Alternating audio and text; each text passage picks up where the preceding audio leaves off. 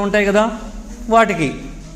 తర్వాత అందున్నన్, అందు వచ్చిన, అందున్ వచ్చిన, నా వచ్చిన, నన్ వచ్చిన ఈ ప్రత్యయాలకు సప్తమి విభక్తి అని తెలుసుకోవాలి. తర్వాత సంబోధించడం, దూరంగా ఉంటారు, ఓ పుల్లయో అంటాం కదా, అవును. ఆ విధంగానే ఓయి, ఓరి, ఓసి, అవును కదా, సంబోధించడం. దీన్ని సంబోధన ప్రథమ విభక్తి అని అంటారు. ఈరోజు మనము విభక్తి ప్రత్యయాలు మనం తెలుసుకున్నాం కదా. తెలుసుకున్నారా? రేపు మీరు బాగా నేర్చుకొని రండి, అడుగుతాను. ఓకేనా?